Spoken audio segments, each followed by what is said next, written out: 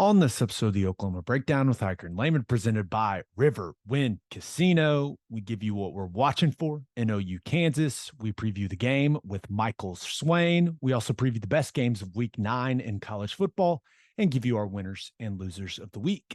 Please download and subscribe to the podcast, rate it 5 stars, and write us a good review. Follow the show on Twitter, Instagram, Facebook, and YouTube. Just search Oklahoma Breakdown on any of those, and you'll find us. All right, our man Michael Hosty will kick this thing off. It's time for the Oklahoma Breakdown. It's a beautiful Wednesday, October 25th, and you're listening to the Oklahoma Breakdown with Ikard and Lehman, presented by River Wind Casino. Riverwind is Oklahoma City's premier casino experience, and there are so many reasons why Riverwind is consistently voted OKC's #1 casino, but it all starts with their amazing variety of gaming thrills and excitement. Riverwind's beautiful award-winning environment plays host to more than 2,800 of the latest electronic games with a huge selection of table games, including blackjack, blackjack match, roulette, and Teddy's favorite, craps. No matter what your game, Riverwind has it in spades and hearts. And to learn more about their gaming promotions and entertainment options in the month of October, all you got to do is visit riverwind.com. Riverwind Casino, simply the best. Now we're recording this Wednesday morning. Please leave us a 5-star review and a nice comment while you're at it. Ted, you excited to go on the road to Lawrence, Kansas? Let's go. I am. I'm looking forward to it. It's I actually enjoy Lawrence, Kansas. Think it's a cool town. I think the stadium's actually I think it's a good stadium. At least it's a good stadium to go on the road to and cover the football game. I think the weather is maybe not going to be the best, but football weather, baby. Let's go. Yeah, the weather has turned into a topic. Listen, both teams playing the same weather. I hate hearing weather as an excuse. Execute. Yeah, the ball may be a little wet. It's okay. You can still catch it. You can still throw it. You can still snap it. You can still hold on to it. Other teams going to be playing the exact same conditions. Who's got the best ball boy? Everything matters. That's right. Yeah, we've heard that from Coach Venables. Everything matters. Keep the balls dry. You have to be on the umpire. Sir, please help me keep the ball dry. Please, please. I used to beg. I was shameless about it. Hey, can I get a dry ball? Can I get a dry ball? Can I get over and over and over again? Got to do what you got to do, man. Get a dry ball. I like that. That's good. Could be a little difficult, though, with the tempo that OU plays with offensively. So, hey, both teams are playing in the same weather. I don't want to hear it. Okay, couple things before we get to what we're watching for in this matchup. We put another In the Weeds video on our YouTube channel, so make sure you subscribe to our YouTube channel. You can also show your appreciation with what is called Super Thanks if you really like that content. We're in the process of finalizing sponsors for the podcast for next year as OU's SEC era begins. If your business is interested in advertising on the podcast, you can email us at theoklahomabreakdown@gmail.com, and we can get you all that information. Enough of that. Let's talk some football. Ted, what are you watching for from OU's defense against Kansas's offense? A lot of stuff. I really like this offense from Kansas. I love their run game.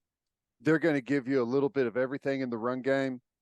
You're going to get option, and it's all not the same. You're going to get zone, and it's all not the same. You're going to get gap scheme stuff. You're going to get exotics. You're going to get a bunch. This is, last week I was calling it responsibility football against UCF. Well, that was a good gear up for Kansas because it's going to be the same thing. I like a lot of what they do. So I'll start with the option stuff. Actually, let me start with just kind of some overall things. And a lot of this we heard from Coach Venables at Rudy's. Kansas they will line up in all kinds of different formations. Coach Venables said that this week by far, Kansas has more formations than anyone else that they've played. It's not even close. Kind of the way they operate and it's kind of hard to see on film because you just, you get the finished formation usually, but they start off in the sugar huddle. A lot of teams give you the final presentation. They'll signal in, they'll count the box, they'll make their final adjustments, and they'll snap the football. But the time issue that most teams put you under is getting lined up early. You have to get out there early to their finished formation, and then they make adjustments. Kansas is different. They start off in a little huddle, sugar huddle, close to the football, and they stay in it until 10 seconds or so left on the play clock, turn around, break the formation, and run to the line and snap the football.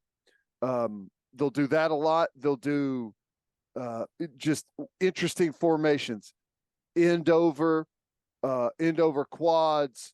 They'll do a formation where you've got guard, center, guard in the middle. Then you've got like maybe a 2-yard flex, and then you've got a tackle. So it's a weird formation.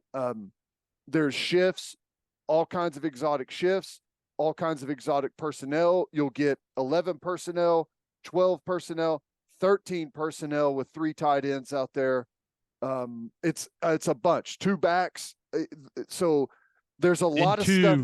2 really good backs. 2 really good backs. Yep. 2 really good backs with Neal and Highshaw. And they'll do all of these concepts out of all of those different personnel packages. One of the things that you're going to see is option. They'll run speed option, which is quarterback pressing the edge. They leave the end guy on the line of scrimmage go. Quarterback puts that guy to a decision. And then he'll either pitch it if he commits, or if he plays loose and plays the pitch, quarterback will keep it. They'll run lead option, which is totally different. Lead option, they'll leave the edge guy go. They'll have a lead blocker in the backfield that goes past the edge guy and is blocking the support player. And they'll give you this out of a bunch of different formations. Here's the thing that I think is interesting. Either they tell Bean to just press it as long as you can and pitch it, or he's not good at running option. There's most times that he runs it. A lot of times that he runs it, I see that it's almost like he's going to push it and then he's pitching it, regardless of what the look is. So it's interesting there. I think there's if he was more aggressive in that, I think there's way more yards that they get out of the option, but it may be what they're teaching him, because he is their backup quarterback. You'll get a lot of pin pull with them, especially with end over, where they've got essentially 4 guys on one side, quads, whatever you want to call it, end over, and they will pull the play side guard and tackle. They'll pin down with the tight end, and they'll even pull the backside guard on it. So it's almost like the old student body, right or left. You'll see, hopefully they're wanting to get a kick out and then lead the 2 guards up inside. And they've done it well. They had a couple of really nice plays against Oklahoma State with it. That's something that we've haven't been great with on the perimeter. UCF got us on a couple of reverses. Tulsa, if you remember, they hit us on the crack toss, kind of a similar type of situation. So we've got to be good at that. There's a bunch, like, you'll get everything. They'll run wham. They'll line the H back up tight, and he'll, I don't know how you explain it. It's almost like a quick little trap with the H back on a down lineman, and the offensive line sifts up right now to the second level. You'll get some of that. You have to have your eyes peeled as I transition to the passing game.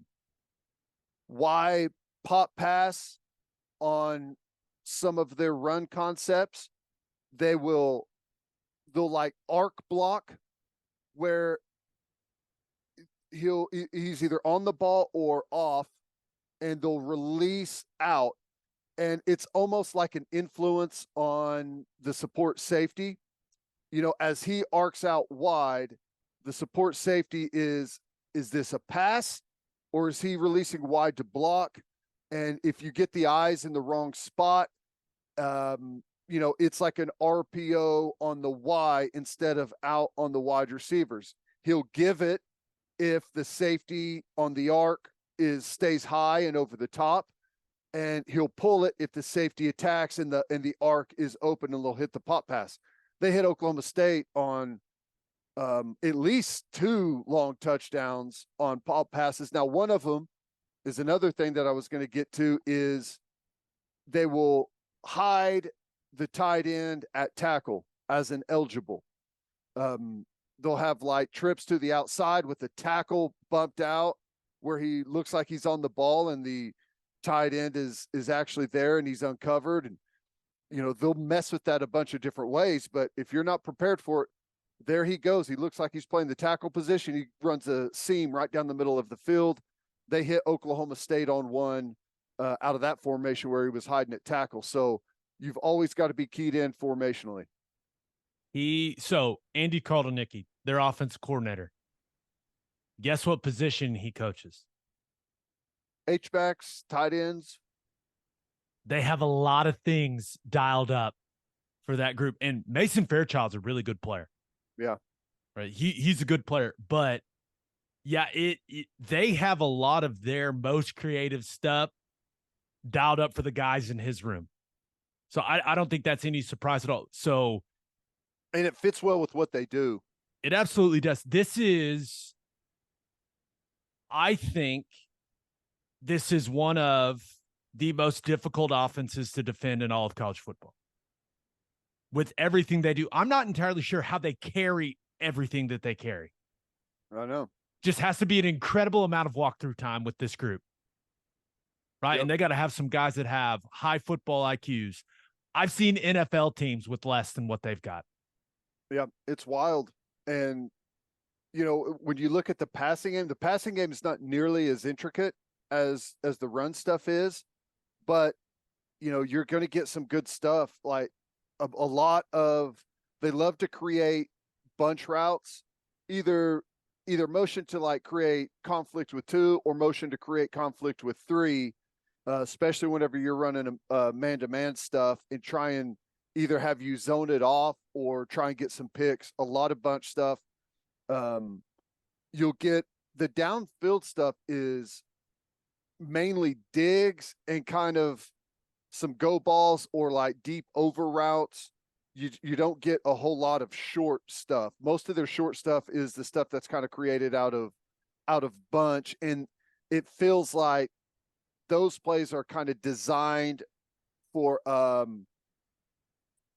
almost like they're designing somebody open. So it's not a lot of wait and read it out.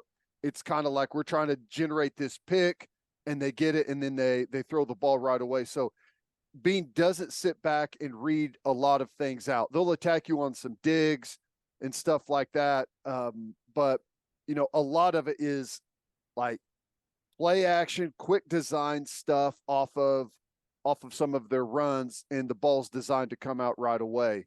One more interesting thing is they'll do some shovel pass stuff to wide receivers. Anytime you have a wide receiver that's near the core and defenses a lot of times call it nasty whenever you've got the X wide receivers is tight to the core. You'll see that a lot on Boot whenever he's running an over route or if they're going to motion to create a bunch. Kansas will also have and he's on the ball wide receiver outside of the tackle a couple of yards, and on the snap he'll come into the backfield and they'll run a shovel pass to him. So it's super creative. You don't see that from a lot of people. You'll see shovel pass, but a lot of times it's a back steps up like he's going to block. They turn around and hit the shovel. But this is almost like Bean's going to sprint out. It's not a very spirit. It's like a half speed sprint out, and then he'll shovel it back inside to a wide out. So there's a lot of stuff. Personnel wise, I think Highshaw and Neal are both really good backs, physical, breakaway speed, good vision. As much run stuff and option stuff as they do, you would think that, and as athletic as Bean is, that there's a lot of quarterback run stuff, but it's really not a lot of called quarterback run. They'll run the option stuff, but you don't see they'll sprinkle it in, but it's not as heavy as I thought it was going to be.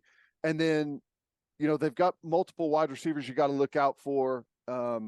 Arnold, number 2, is a really good player. He's kind of their go-to. And then Wilson is maybe their best deep ball threat. So you got to look out for those guys. And again, a lot of it is kind of one-off. Here's where we're going with the football, and they're trying to design those guys open. Yeah, I'd say Luke Grimm is, I don't know, the OU equivalent, right? Like kind of their Drake Stoops guy. Yeah. Right. Yeah. Third down situations, red zone guy. They tend to find him in some of those situations. But Ted, I think you've done a good job of scaring OU fans about Kansas's offense. Well, that's good. I think they're what really do you good. What do you think? What does OU's defense need to do really, really well to make sure that Kansas's offense doesn't really get going? Stop the run. And I think if we can get lined up properly, communicate well, and have our eyes in the right place, I think we'll be fine. They're going to generate some yards in the run game. They have so much stuff. It's just going to happen. But a lot of times it almost feels like they're running the football and they're doing all of this stuff at the line of scrimmage. And yeah, they're trying to get yards, but really what they're trying to get you to do is almost settle in. And then they hit you with like a trick 'em dick 'em play, and they hide the Y and they try and pop one on you over the top. If you can eliminate all of the gotcha stuff by having good eyes, I think we can do a really good job. Now, I wanted to ask you about the offensive line, because I think we can control the line of scrimmage, but this group, I don't know how physical they are. I don't know, like, if individually you have any like great pass pro guys, and this is a great quality and we don't see it often. I feel like they are always blocking the right guys. Correct. And that is like 90% of the battle. Like when they run zone, it looks like their eyes are in the right place. They're both comboing up to the right guys. They're not overwhelming athletically, but high football IQ, as you mentioned earlier, it seems like. No, I'm with you. I think Dominic Pooney, the left tackle, has done a really good job. 67. I think Nowitzki, the center, has done a really nice job. And that's the thing. Offensive line, if you are going to the right guys, right, and you're confident in where you're going, usually you can play fast. And usually when you play fast, you're playing pretty damn physical. Mm-hmm. And that's the thing. This is the most talented offensive line they've had in, a long time. Yeah. And he it's started a good playing group. A lot of these guys young, didn't he? I mean, when they were like freshmen, and they've kind of grown up together. Yeah, it's a good group. They play really well together, and it's clear to me they have a very good understanding of what they're trying to accomplish offensively. They're really solid. So it's going to be a good challenge. But I think with what we've seen from Oklahoma's defensive front, I don't expect Kansas's group to be knocking the Sooners off the ball or anything like that. That would surprise me. But what Kansas does have is all of this variety, right? Does OU's defensive front, do they get caught up in all the thinking and trying to analyze everything that Kansas is trying to attack them with offensively? Or do they have a clear understanding of what's coming? Right? Are they able to communicate quickly? And are they able to come off the football and play fast, right? And not be doing too much thinking, right? There's nothing that slows down a defensive line like indecisiveness and confusion, uncertainty, right? Yeah. So I'm with you. I think the key is having a clear picture, a clear understanding of what Kansas is trying to do, getting lined up, communicating everything quickly, and then just going out and playing, man. Yep. No, I agree with that. Just eliminate the big chunk plays with the pop passes and hiding the Y, and if you can eliminate that, I think we should be able to have a really solid game against them. I expect them to hit on a couple of plays, but I I think we can really put up a good number defensively. I do. Tackling. Got to Yeah. continue to be good. Highshaw and Neal, those guys are legit. Yep. Both really good backs. You got anything else? OU's defense versus that Kansas offense. I think that covers it. All right, let's talk about OU's offense versus Kansas's defense. First of all, the structure 4-2-5 defense, mostly even front, but can jump into some odd spacing stuff if they need to. This is what I'll say. They are better than they've been on defense, but they're still bad. If OU doesn't score a bunch of points, I'm going to be disappointed. I'll tell you right now, if OU doesn't score a bunch of points against this defense, I'm going to come on here on Sunday and I may have a little mini freak out. Because it is they're better. They're just not, from a personnel standpoint, they're still just not where they need to be. They're not anywhere close to where Leipold wants them to be. But let's start with the run game. I do not believe the Sooners need to get overly complicated with the run game. Honestly, I think they can run split zone, zone insert, and counter and be just fine. That's basically what UCF did against them. And don't let the final score fool you. UCF ran the ball really well against Kansas. Really well.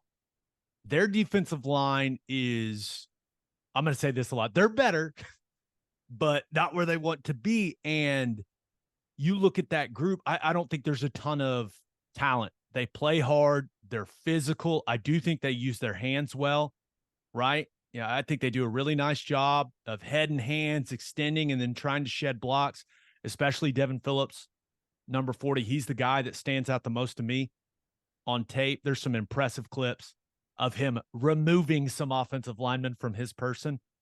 But this is a defensive line that OU's offensive line should be able to control.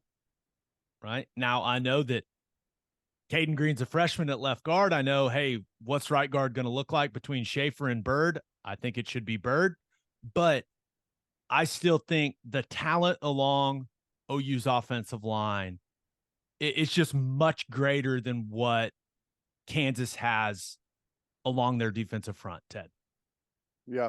And usually whenever you have a team kind of like in Kansas's situation, there may be a player or two on the defensive line that are really solid players, but if you get into long drives where they've got to start subbing some of those guys out and you get down the roster a little bit, that's whenever you should really be able to take advantage of the mismatch on the line of scrimmage. Completely agree. So sticking with the run game, I think OU can have success running the ball. And one of the big reasons why is that defensive front. But I think their inside linebacker play is bad. They play a lot of different guys.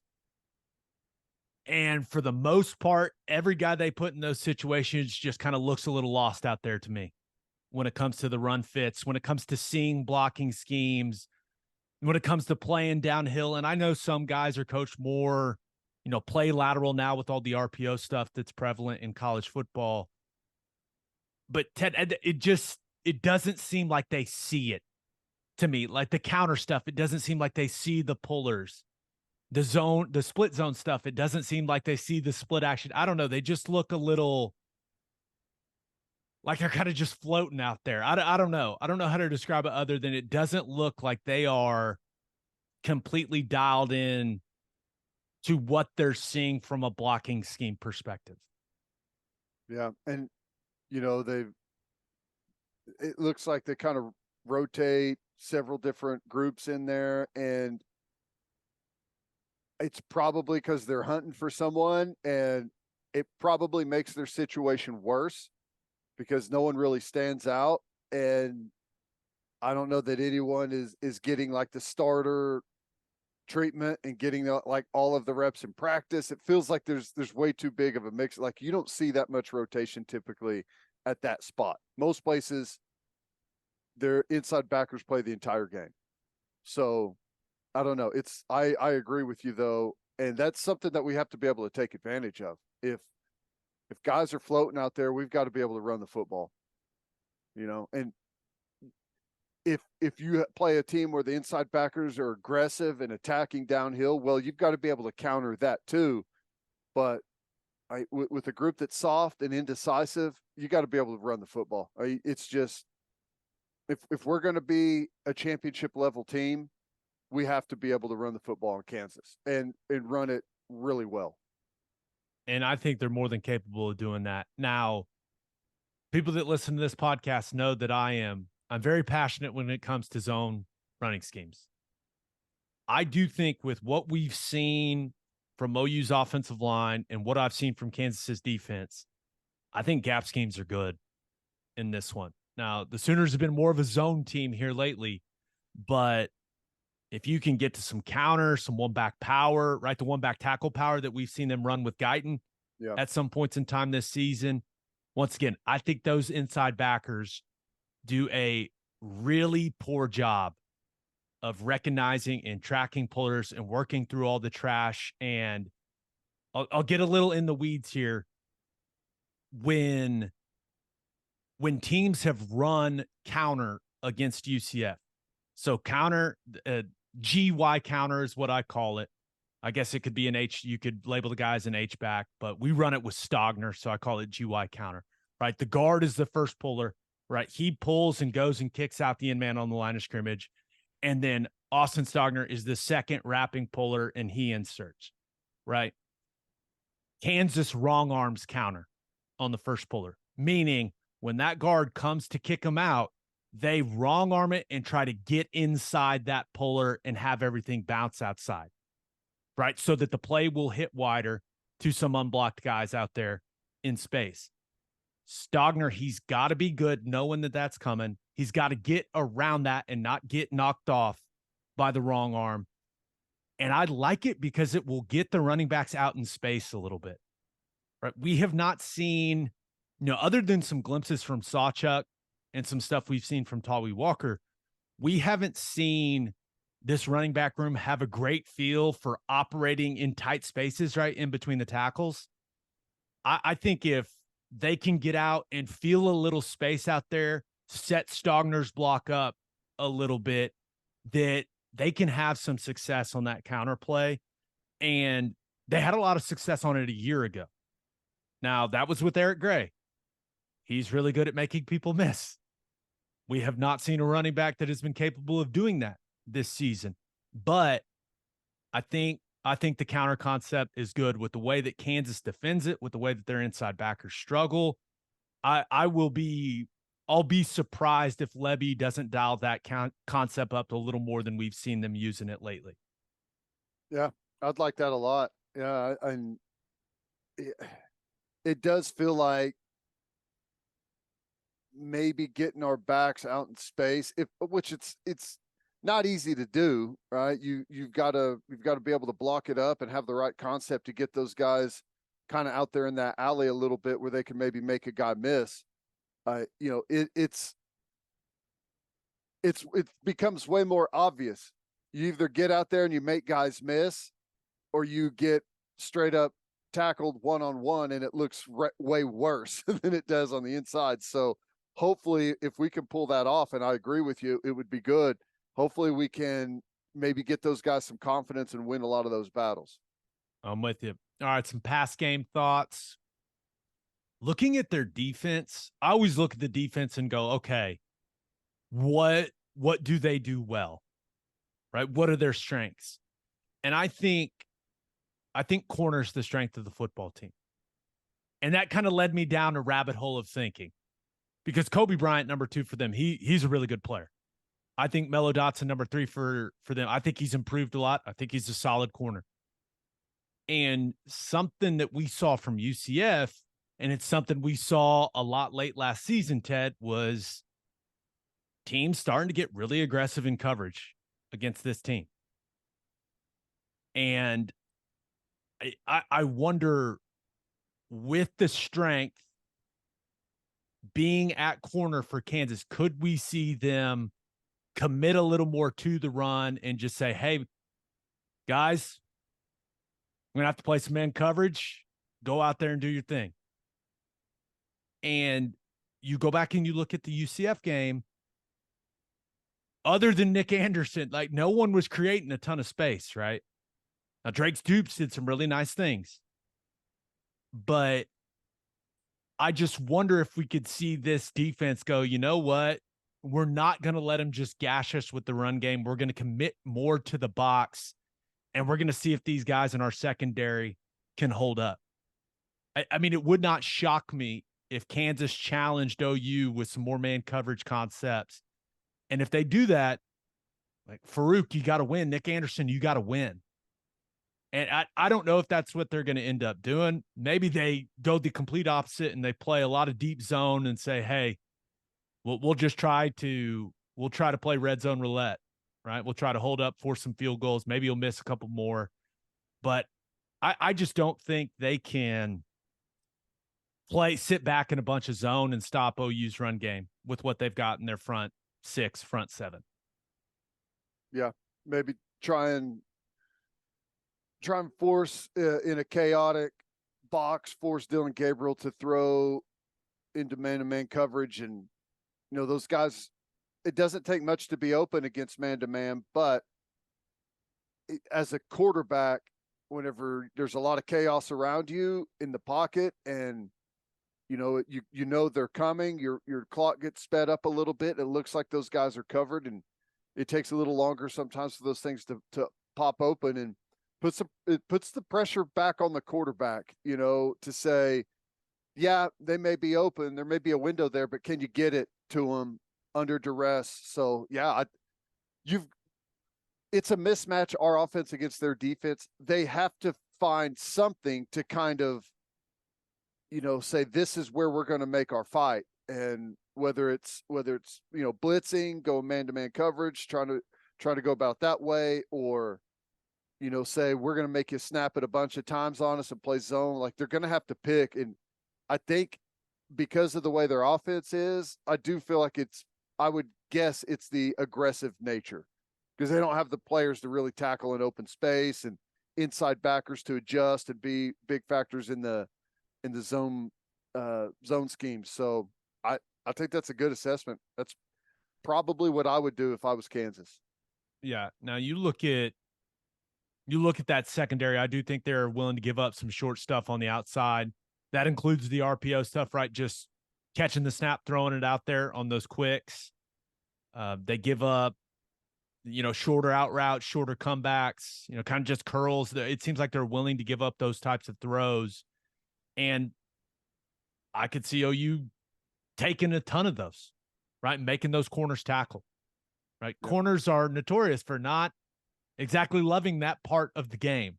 So make those guys tackle a little bit. And then one guy that I think can have a big game is Drake Stoops in the slot. Right now, continues to make big plays for this football team, but I'm really not impressed with anybody they put out there at that nickel spot. They've got two bigger body guys in number 15, Craig Young, and number 10, Jason Gilliam, that are both around 225 pounds. They can't cover Drake. They'll bring a corner, number 18, Callan Gervin, to play that spot in passing situations. I'm not overly impressed with his speed. I think Drake can route him up. And I also think Drake does a nice job of finding space in the middle of the field, right? When your inside backers aren't completely dialed in to where they are fitting in some of those underneath zone coverage concepts. And just like they're lost in the run game, Ted, Kansas's inside backers do not seem to know where they fit in the coverage schemes. There's sometimes they'll run into each other. They'll be working opposite ways and they run into each other and they look at each other like, why are you here? Why are you here? It's just kind of a mess there in the middle of the defense for Kansas. Got to be able to take advantage of that. We should eat that up. If we've got indecisiveness at the inside backer spot in the pass game and in the run game, we should be able to chew these guys up. It is one of the games where I really wish OU had a dynamic tight end, because I would love that matchup between a dynamic big guy and their bigger nickels.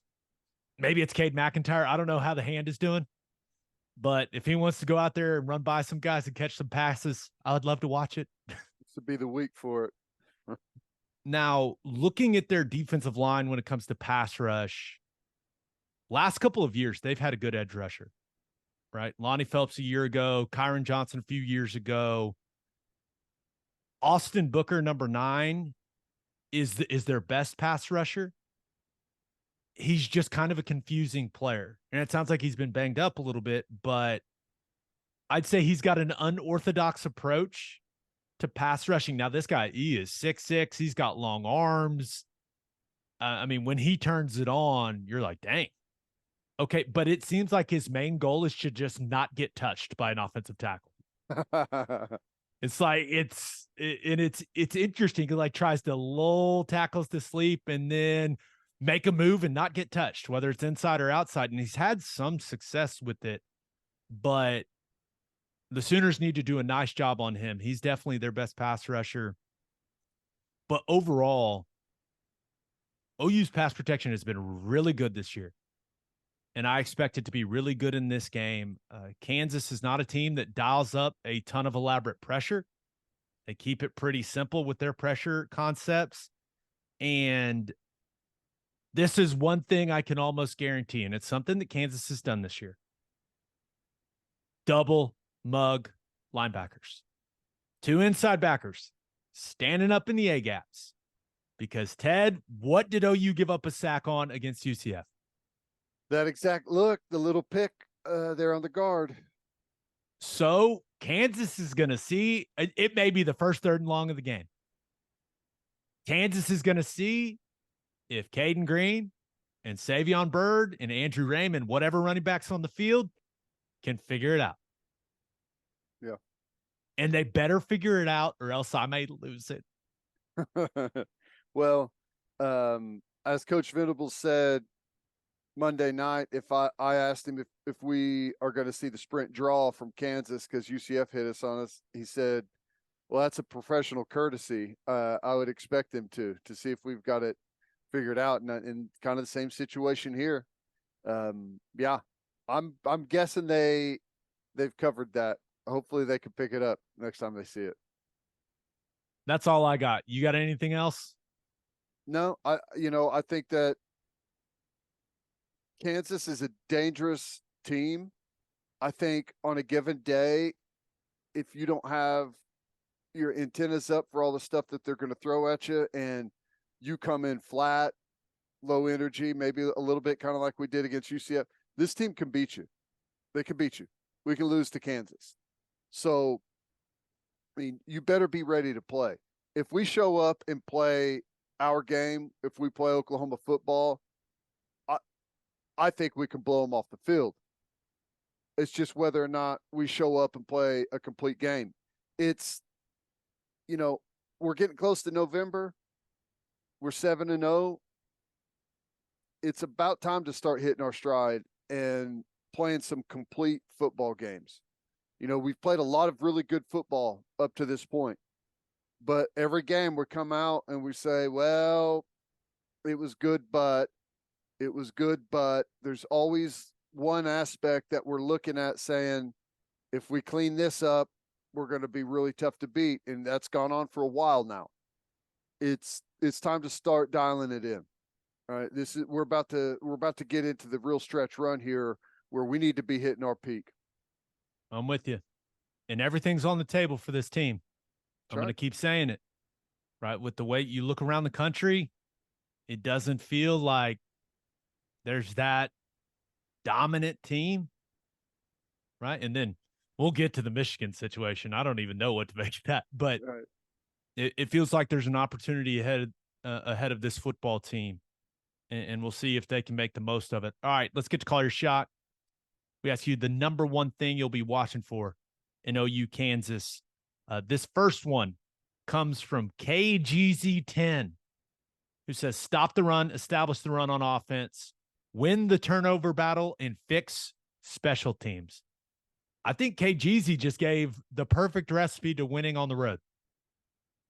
If we can accomplish those things, we can beat anyone. All right. That's going to be our formula, and I think we're more than capable of it. Let's see.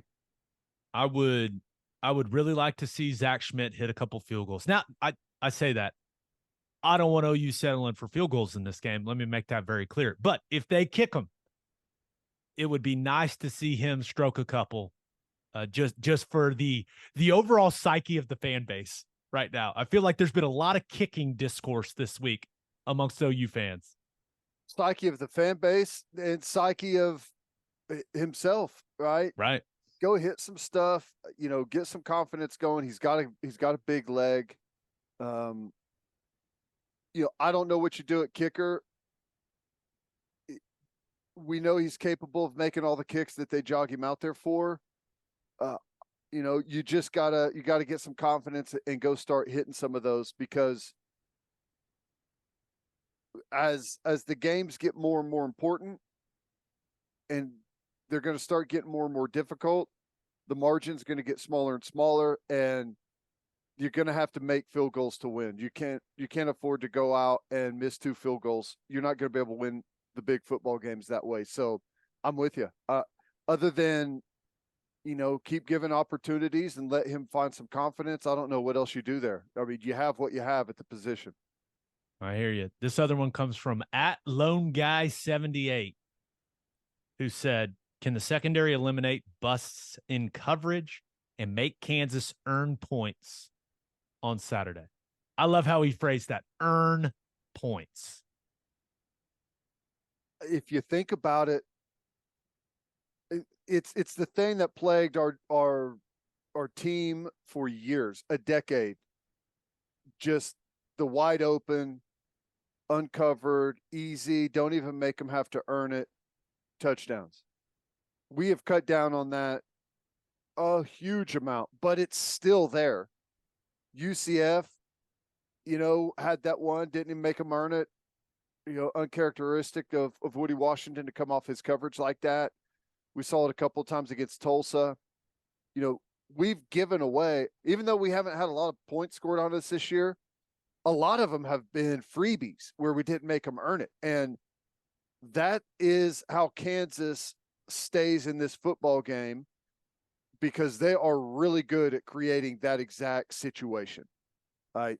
Of enamoring you with all the other stuff and then hitting you with the free one with the uncovered tight end somehow, generating an easy play for them. So yeah, if we can eliminate that, we should be able to play a really good day defensively. Absolutely. All right, let's learn a little more about the Kansas Jayhawks from Michael Swain. But first, Love's Travel Stops is now offering a nationwide 10-cent per gallon discount on gas and auto diesel. Just download the Love's Connect app and scan your barcode at the prompt on screen and watch that price drop 10 cents per gallon. Across the country, the Love's Connect app unlocks exclusive deals can help any traveler plan their route or meal on the highway. So before you hit the road, be sure to download the Love's Connect app to save 10 cents per gallon and experience the country's best highway hospitality at Love's Travel Stops. Love's also has you covered if you forget your phone charger or headphones with their expanded mobile-to-go zone. And of course, don't forget to grab yourself some of that delicious Java Hamore.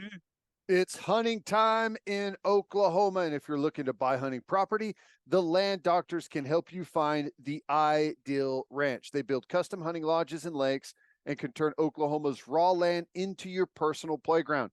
If you'd like to sell some land or you simply want to add to your portfolio, then call Colton Cole at 405-615-7645 or visit landdoctors.com. And celebrate with a Schooner All-American Ale, the official craft beer of OU Athletics from Coupe Ale Works, named after the iconic Sooner schooner that races across Owen Field after an OU score. You can join in on the celebration with an ice cold beer from Coupe Ale Works. You can enjoy it at the Palace on the Prairie, at OU Athletics events, at the bar, at the tailgate, and in the comfort of your own home. For more information on Schooner All American Ale, visit SchoonerAle.com. Must be 21 to purchase. Must be 21 to purchase. Please drink responsibly. Schooner All American Ale, the taste of game day. All right, here is Michael Swain. It is our pleasure to be joined by the man that covers the Kansas Jayhawks. He is the beat writer for Kansas for 24/7 Sports. Michael Swain is in the house. Michael, how we doing, man? Doing great, doing great. We're kind of in a crossover season now where we got some football going on, some college basketball starting to ramp up. It's a busy time, but I think pretty exciting for Kansas football fans with how well the program has been doing the last 2 years. You guys have a good basketball team? Really? Huh. Who would have thought? Who would have thought? Now, here's where I want to start. Kansas coming off the bye, right? Is there anybody that maybe was really banged up that now is going to be healthier for him, or someone that was out that's going to be back, like a key contributor? Are there any guys like that for the Jayhawks? Yeah, I think everyone's going to ask about Jalen Daniels, right? The KU's quarterback who has been a game-changing player when he's been healthy. He tweaked his back injury that he suffered in August. He was able to play a couple games, and he tweaked it against Texas. There was hope that maybe by the time this week came around, he'd be able to go. He's closer to being able to go or ready to play for KU, but I don't think that's going to happen this week. Jason Bean probably is going to be the starter because they're going to build the game plan over the course of the week and really over the course of the bye week, and they need the starter to get those reps. So I'd expect Jason Bean to be the starter, but I think for KU, you look at the defensive line against Oklahoma State, the last game KU played.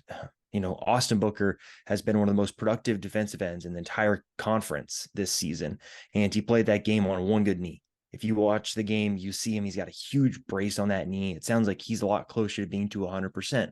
Jeremy Robinson on the other side is a big-time defensive end for KU who's been really consistent this season.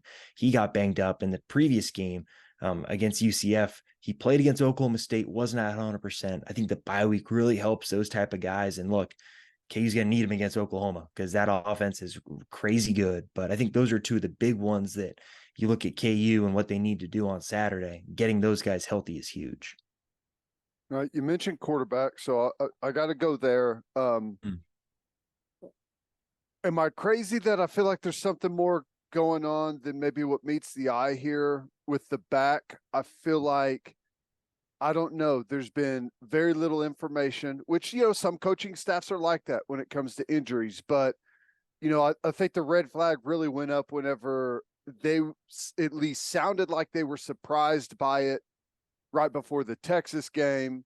You just kind of look, he's played 3 games, almost like he's decided himself to shut it down and keep a year eligible. I don't know. There's just seems weird from the outside looking in. Yeah, and look, I'm in my mid-20s. I don't know much about back injuries from my own experience, but it is. Look, if you talk to people around the program, it's legit. He woke up that morning against Texas and had tweaked it at some point, either that morning prior to kind of the walkthrough that they did, and he tried to go and couldn't. And I understand where you're coming from. I certainly can connect the dots and see that it looks like there's a lot more going on. But at least from what I'm hearing, it sounds like it's legit. Jalen wants to play. He's fighting to get back to be able to play. But again, it's a back injury that is probably a little more serious than KU let on at the beginning. But that's kind of how Lance Leipold rolls. He wants things to be very close to the vest. He doesn't want much information out there. He wants to be the voice, the one that's giving the updates and not having things leaked throughout the course of the week. So, I understand that, myself would love to know more than what's going on, but Lance Leipold tries to keep everything kind of close to the vest. So I think Jalen will play again this year. Obviously I could get cold takes exposed for that, but I think he will play again, but I certainly understand where a lot of people are coming from because you're not the only one that thinks that way. Now, the offense it's still been very productive without him, right? Jason Bean has done a nice job running Koldanicki's system, but looking at this matchup in particular with the way that Oklahoma's defense has been playing this season, Michael, how do you think Kansas can have offensive success in this game? Yeah, I think when I look at Oklahoma, they've done such a good job of stopping the run. And you think about what Oklahoma looked like last year, They struggled to tackle. They really couldn't stop the run. Guys were in the wrong spots, and now they've really fixed that. But what you've seen, I think, teams do is really attack the middle of the field against Oklahoma. And for KU, they do a very good job of putting safeties in conflict. You saw that against Oklahoma State. You've seen it in just about every game KU's played this year, where they make safeties think that a run is coming, and then all of a sudden they've got a guy running 5 yards behind them. And it could even not even be on a play action. It could just be on a simple motion that KU does that gets someone's eyes in the wrong spot. So I look at this game for KU, and they've got to be more consistent offensively. They've got to find a way to run the ball. But I think the points and moving the ball consistently is honestly going to come from trying to push the ball down the field against this Oklahoma secondary that is good, but still has not been perfect and has shown over the course of the season that there are some places where you can exploit. So I think KU is really going to have to try and do that, and really just hope that they can get something on the ground where then they can be a kind of multifaceted offense that Andy Koldenicki wants to be. That being said, I think that's I agree with what you're saying there against Oklahoma's defense. That being said, anyone that you expect maybe to have a big game or a player to watch in the game, and maybe there's a couple, but who maybe sticks out to you? Yeah, well, I think obviously, right, Jason Bean, you look at what Jason has been during his time at Kansas. He's really, really good when in the first, second, third quarters, right? It's in those times when you see KU putting up a lot of points, and it's in the high leverage situations where Jason Bean has not been at his best. You look against Oklahoma State in the fourth quarter. I think you can look against Oklahoma when KU needed a score last year in the game. I think before halftime, he throws an interception. It's in those moments that KU needs Jason Bean to be better, because it's in those moments that Jalen Daniels is at his best. And so I think he's a huge player for Kansas. If KU's going to win the game, he can't turn the ball over. He's going to have a really, really good game, and where everyone's going to talk about it post-game saying, hey, maybe KU should roll with Jason Bean for the rest of the season if Jalen Daniels is still hurt, something like that. So I think you look at who Jason is going to target. Trevor Wilson is his guy. They've got a really, really good rapport. Wilson's a smaller receiver, but got speed to burn. He's been really, really explosive, and they've connected a few times over the last few weeks. You look against Texas, they connected on a long touchdown. You look at Oklahoma State, they connected on a long touchdown. Wilson is also KU's punt returner, and he scored against UCF on a punt return. So I think those are kind of the two big guys for KU. And then I think in the run game, this is a Devin Neal game. Devin is an incredibly talented running back. And these are the games where if KU's offensive line does struggle to block against Oklahoma's defense, he's going to have to make bad blocking look like good blocking with the way he's going to evade defenders. So for me, I think those, at least on offense, those are the three guys I'm really looking at. How his last one on the offense, how I feel like the issue for Kansas over the last, several seasons has been the line of scrimmage play. Right. Yeah. They've had a lot of issues, but that's been the top issue, in my opinion. How has the offensive line looked? Because when I watch them on tape, it's a well-coached group. They're playing at a much higher level than they've played in the past. Totally. And I think that is the biggest area. And it's going to go under the radar, right? Because I think most people, it's not sexy to talk about the offensive line. But I know, Michael. No one wants to talk about it with me. It's ridiculous. That's the area where, if you look at what has happened for this Kansas program, it's been the offensive line. I think they allowed the fewest sacks in the conference last year, and they are really well coached. You're right. But what Scott Fuchs, the offensive line coach, does is he really molds a good unit together, where KU doesn't have a guy right now that's going to get drafted after this season. They don't, but they play well as a unit. They don't have to sit back there and try and block for 5-6 seconds, because the ball comes out fast from the quarterback as well. So I think the biggest area for KU to improve over last season was the physicality of that offensive line, where at times against these bigger teams like Oklahoma, Texas, Baylor last season, KU really struggled to block. They couldn't create consistent gaps in the run game, and they've been able to do that more consistently this year. They ran the ball pretty well against Illinois. They ran the ball well against BYU, two teams that I think you'd think are pretty physical teams. Now, the big step is, can they do it against an Oklahoma or against a Texas? They didn't do it against Texas. They've got the chance to see if they can do it against Oklahoma. So the offensive line has been better. I think Lance Leipold will always say it's not where he wants it to be, but man, if you look at where it was in 2020, when they think they allowed 40 something sacks in 10 games, like it's a night and day difference. How about the other side of the ball? Going to be a big challenge with Oklahoma's offense. What do you expect to see defensively from Kansas? What maybe a little bit game plan wise, where they're going to try and focus their attention? Yeah, I think they've got a really tough matchup here, because if you look at the teams that have given KU the biggest fits over the last 2 seasons, it's Texas Tech, it's Oklahoma State last week with their tempo, and it's Oklahoma. The 3 teams that really go fast in this conference. And that's a huge issue, because KU, what they try and do defensively is slow the game down. If you sub, we're going to sub a 300-pound defensive lineman who's literally going to walk onto the field while the official stands on top of the ball. And against tempo teams, it's hard to do that, right? And that's going to be a big key for KU, is trying to figure out how they can slow this game down so that Oklahoma can't get that ball moving. And once the ball gets moving, you watch Oklahoma, it's really hard to stop that offense because of how well Dillon Gabriel has played this season. So I look at first down, and I think that's huge, because against UCF, KU did a very good job against that tempo team on first down, making sure that the defense was basically already where they needed to be. They try to stand up, look to the sideline, get the call, and go. Where if it's a 7-yard run on first down, all of a sudden the defense is moving back. They got to look. They're trying to get aligned right. First down for me is going to be huge, because if you let Oklahoma get in a 2nd and short, 3rd and short, there's shots deep down the field. There's different options that they're going to try and run with what they're going to make you do defensively. So I think KU's really got to win on first down to even have a shot at stopping this offense. Looking at the units on defense, where do you think the strength is of the defense? Is there like a standout group? Yeah. So it's funny, because I think in each game, there's been different standouts. There have been games where the secondary looks really, really good. And there are games when the secondary doesn't, and the defensive line looks really, really good. And I think that's the issue for KU defensively, is that they've not put together a performance in Big 12 play where everybody's playing as one. There's always been something that's off. And I think it's a reason why the stats are that they are, right? KU's allowing a lot of yards and a lot of points. It's because throughout the course of a game, the defensive line will have a drive where they get pushed around a little bit, but then they'll respond. But then the secondary gives up a big play. And so I think the strength for KU this season has been the defensive line.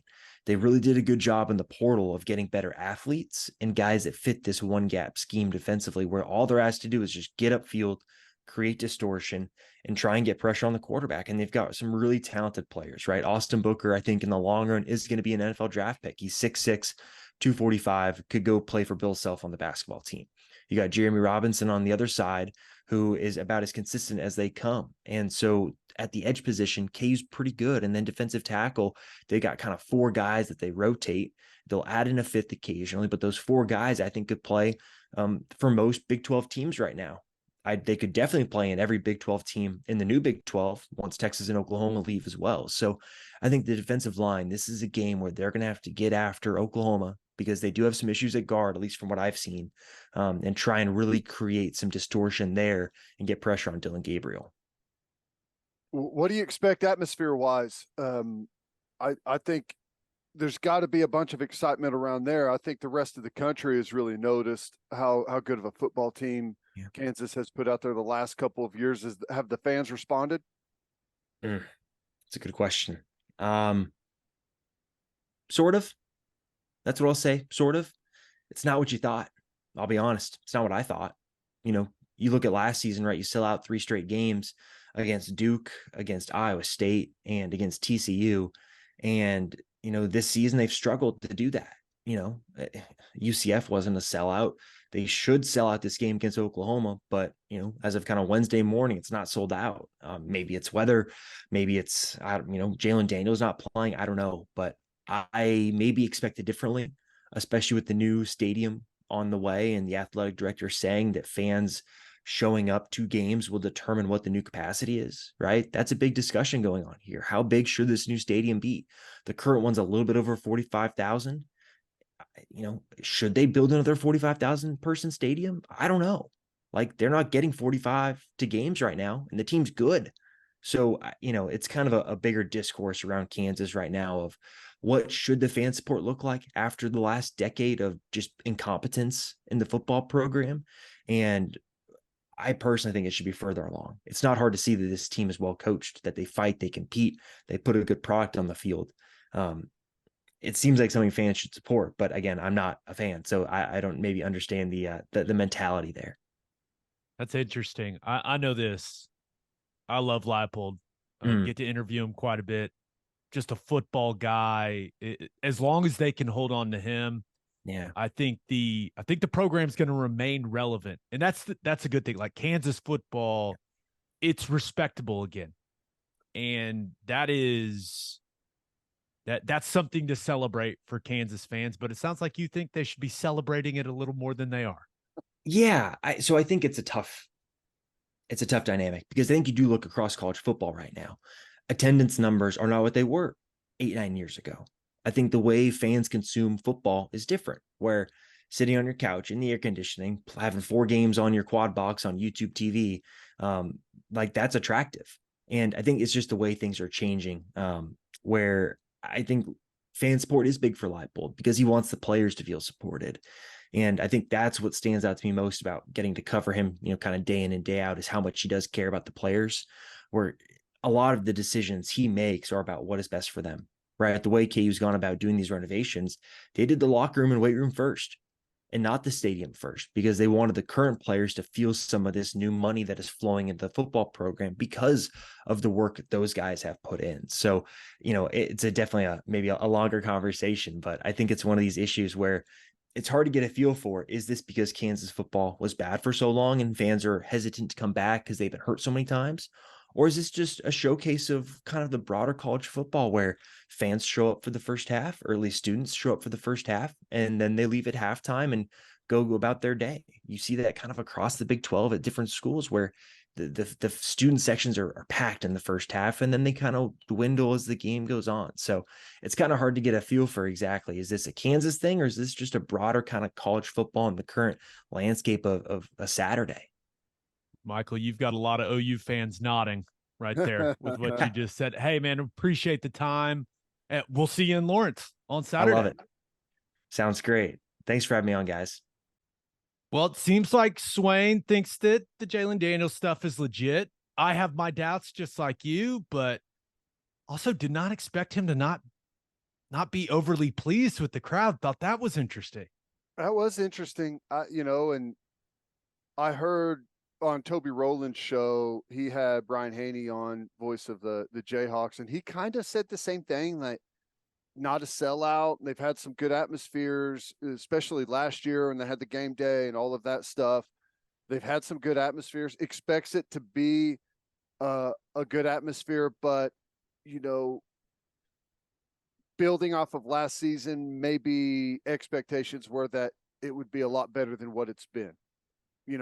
I don't know. Maybe you can say, well, that's what happens whenever you spend 20 years in the tank, but I don't know. I kind of thought Oklahoma coming to town, perhaps the last one that we play, maybe ever, maybe for a really long time, and probably feel like we're gettable with as good as they've been. So, yeah, surprising.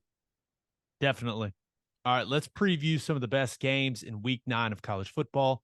But first, John Vance Auto Group has a deal for Oklahoma Breakdown listeners. Go to any of their 9 full-service dealerships in Woodward, Miami, and Guthrie and tell them we sent you. They'll give you $500 off. That's $500 off just because you listen to this podcast.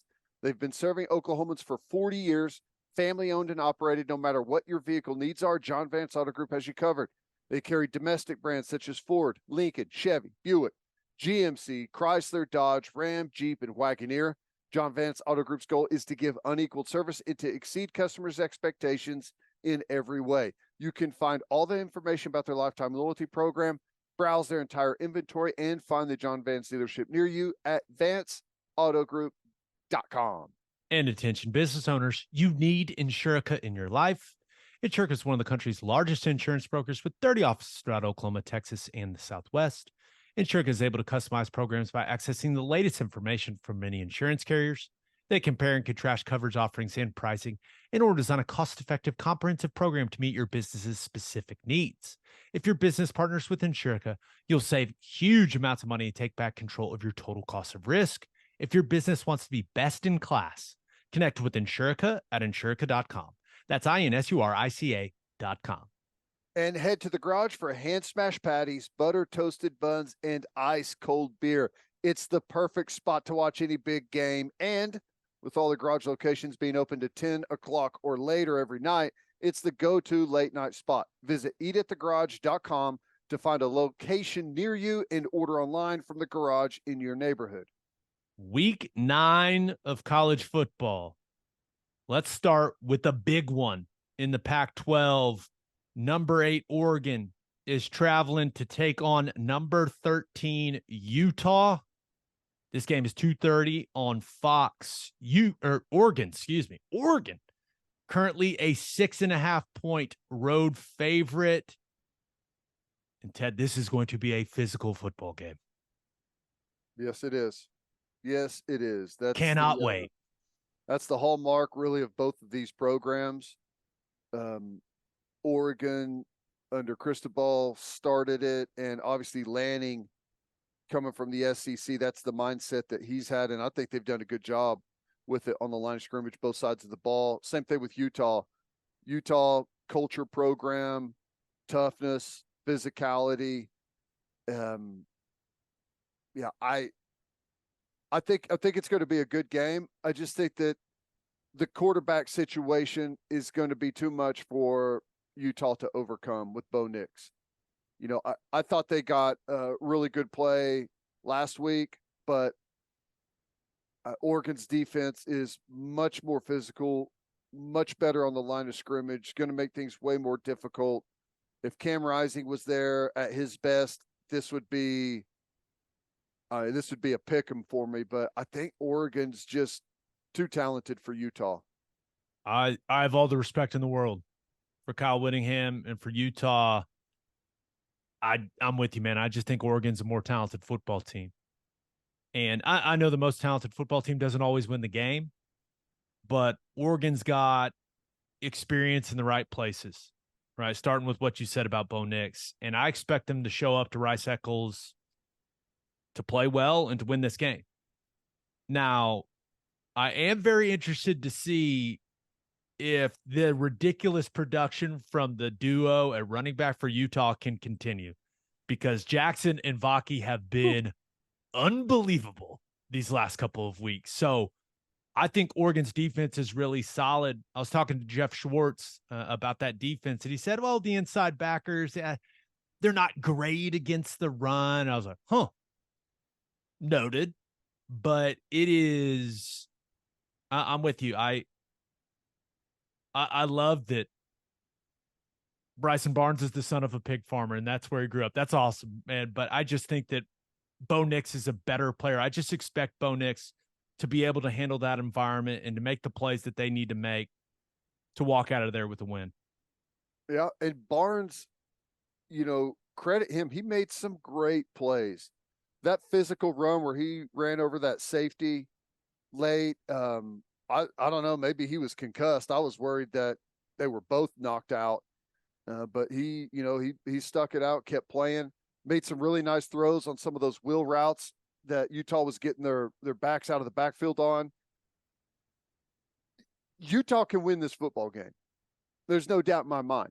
If Oregon shows up, turn the ball over a couple of times, maybe make a mistake on special teams, Utah's going to generate some offense here and there on some things.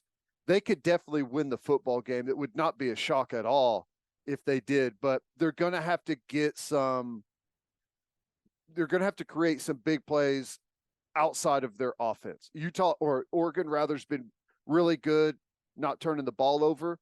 If they could continue that, I think they'll be fine. But if Utah finds a way to turn them over a couple times and create something explosive on special teams, I fully expect them to have a chance to win it at the end.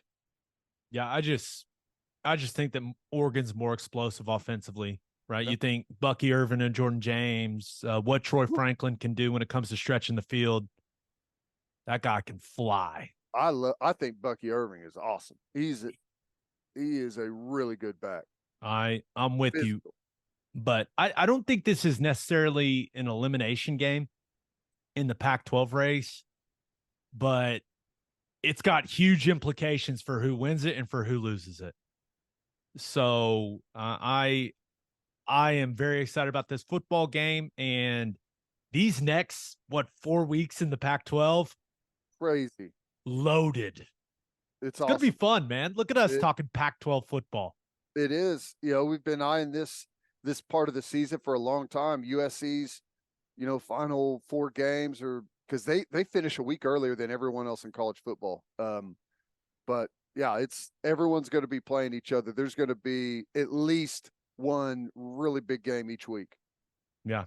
All right, moving on to the next game, and you see the spread, and you're like, why would you talk about this game?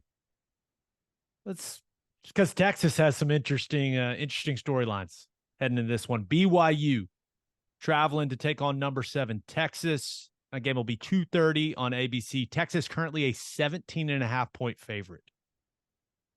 Quinn Ewers is going to be out for a while with the shoulder. So all eyes are on Maalik Murphy and what he can do at the quarterback position for the Longhorns. Now, I would not say stopping the run is the strength of BYU's defense, so I expect a heavy dose of Jonathan Brooks and CJ Baxter in this one for the Longhorns. But what's Maalik Murphy going to look like? That is the story of this football game, and I think that's why a lot of fans, including myself, a lot of college football fans are going to be interested in watching this game, just seeing how he looks at the position for Sarkisian. Yeah. Yeah. I would expect that Sark is going to run the football more, try and protect him. We haven't seen a whole lot of him. I just know he looks incredibly scary at quarterback, but he's going to try and find a way for him to minimize the damage, whatever that is. Find some easy throws for him. Find some, I think Jonathan Brooks is really coming along. He's starting to find a really nice groove. I would expect him to find some screens and stuff, easy throws to Jonathan Brooks. I do whatever they can to make the game as manageable as possible for Murphy. Now, you could still get yourself in a lot of trouble. BYU, solid football team. I would be shocked if they came in and got the win, but when you got a backup quarterback, you've got to be prepared for anything. Couple of turnovers, mismanaging things at the line of scrimmage. And if that happens, it doesn't take a whole lot. Like, I don't know how much the margin would have been here anyways, but if your quarterback makes a handful of mistakes that are bad and a defense can take advantage of, that's a huge equalizer, and you give yourself an opportunity to win the game late, so I wouldn't count BYU out at all, but the quarterback position is going to be interesting for sure. I could not agree more. I do think Murphy, he's going to look comfortable, right? He's had the full week of practice to prepare. Sark's building the game plan around his strengths, what he does well. And remember, he is not a runner, right? There's not all of a sudden going to be a bunch of QB run game dialed up for Maalik Murphy. He's a pocket guy, from what I understand from people that cover that program. Ewers hasn't been perfect, but he did, for the most part, make pretty solid decisions in the RPO game. So there was a lot on Ewers' plate when it came to that decision making. And I wonder if Sark trusts Murphy the way that he trusts Ewers to make all those types of decisions. But I think the most interesting thing that could happen in this game is if Murphy goes 6 for 12 with 2 interceptions in the first half. Yeah. And then everyone there at DKR is going, are we going to see Arch? I think when you talk about creating buzz out of this football game, like, that's the number one way we're talking about this game, is if Maalik Murphy struggles, does Steve Sarkisian stick with him? Does he go to Manning? I think he sticks with them. But that would be the most interesting outcome of this football game. There's no doubt about it. And I have no idea where Arch Manning is in his development. But I guess I was just a little bit surprised that when it happened, they went with Murphy, and I don't know, maybe Arch Manning, and that tends to be family decisions on some things with them. I wonder if they've decided that he shouldn't play this year. I don't know, but it'd be very interesting to see him out there. Little backup quarterback controversy, and you never know. In this sport, in a conference, BYU is a dangerous enough football team that they could beat anyone if they don't show up with their best stuff. And when you don't have the quarterback you're used to having, that's played a huge percentage of the snaps for them over the last 2 years, and you've got a guy that has played a very small amount of football, things get even really quickly out there on the football field. Yeah. And that's the thing, is all the attention's going to be on Maalik Murphy and Arch Manning. It's really about all the other guys for Texas. Everyone else has to step up. That's what being a team is. Right? They need to make things easy on Maalik Murphy. They got to run it efficiently, put him in good situations. That Texas defense needs to start playing a little better if they want to accomplish what they want to accomplish this season. So everyone around Murphy needs to step up. And then when you look at BYU, they have been, I mean, bad doesn't even do it justice. They have been atrocious at running the football this season. And they are the worst rushing team in the Big 12 by a mile. And if the Cougars want to have a chance at all, it's going to be Keaton Slovis slinging that thing. Right. And Chase Roberts and, Isaac Rex, the tight end, those guys are going to have to go and make some special plays. And then BYU is going to have to win special teams, right? They're going to need a huge special team play to make this thing competitive. But you start looking ahead for Texas. K-State comes to town next weekend. Loss. It would go a long way for Steve Sarkisian and his football team if they would play well in this one and feel good about things when the Wildcats come to town next Saturday. It would. Now, I personally don't believe that it will matter, but it will go a long way for them. They need to carry some confidence into that game. I feel like it took all season, but this is kind of what happens with K-State. They find their formula somehow, some way. They found it with Will Howard a year ago. They're about to find it right now with the 2 quarterback system. And I feel like K-State's going to look like we expected them to look the rest of the year. They're going to beat Texas next week. Oh, look at you. That's not that. I don't think it's that bold of a pick, honestly. Let me see how Maalik Murphy looks first, and then I'll let you know how I feel about that game. How about that? I think that's fair. Any other games this weekend that you're interested? We've got number 1 Georgia versus Florida in Jacksonville. Number 20 Duke going to number 18 Louisville. That's an interesting one. Cincinnati's coming to Stillwater to take on Oklahoma State. Like, anything else really stand out to you? Yeah, well, I think all of those are good. I feel like, Georgia is, either in Florida 5-2, I think, but not getting a whole lot of attention. I think Georgia, it's been weird getting their attention. I think they've been sleepwalking. I know I've said that a bunch, but this is a rivalry game. They'll probably wake up for this one. I think they just absolutely put it on Florida. The Duke Louisville game is interesting, man. 2 really good football teams. Louisville has flown under the radar to a large degree, but that's a really solid squad. I think that's going to be a good game. And the Cincinnati Oklahoma State is interesting. A really good front 7. Are they going to be able to slow down Ollie Gordon or not? You see that line. I think Oklahoma State's a 7-point favorite, 7.5-point favorite. Some places I don't expect Stillwater to be the place where Cincinnati just starts playing really, really well on both sides of the ball. But it is interesting because I still don't think Oklahoma State's offensive line is very good, although they are playing much better. Getting the left tackle back, 71 was important for them. But I mean, Corleone and Briggs could get after that group a little bit and make things interesting. Can Ollie Gordon continue to produce the way that he's produced it? I think that's a fun storyline heading into the weekend.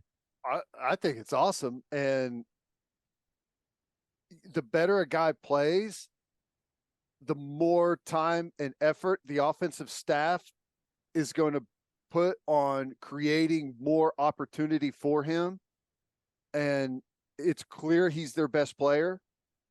I fully expect them to he's going to have 30 plus touches in the game. And it feels like he gets better the more he touches the football. So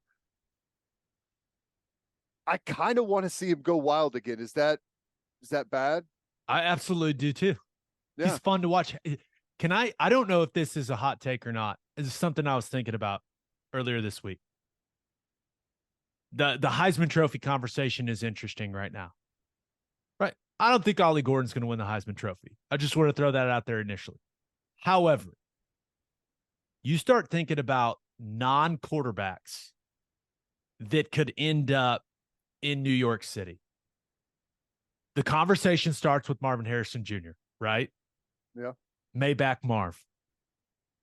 Not Maserati. Damn it, Gus Johnson. Much better. But I think the conversation clearly starts there. And then you've got the Brock Bowers conversation, right? Which now he's going to miss a lot of time. He's out. It will be interesting to see what that Georgia offense looks like without him against Florida. So those were the two names. When you think about running backs, Jonathan Brooks at Texas, right, with the opportunity he's got with yours being out, if he just dominates the next month, he's going to be in that conversation. And Ollie Gordon from Oklahoma State. Now, I don't think this is going to happen, but I think they're going to beat Cincinnati on Saturday. If they beat OU, which once again, don't think that's going to happen in Bedlam, and he goes crazy again, it's quite possible that Ollie Gordon will have the best chance of any running back in the country to be a Heisman Trophy finalist. Oh, yeah. His last 3 weeks, he's probably gone 600 yards rushing in the last 3 games. You know, if you combine them, he's on an incredible roll and gaining steam as they go. So be fun to watch. He looks like a beast out there. It's awesome. Very cool to watch. All right, let's finish up with our winners and losers of the week.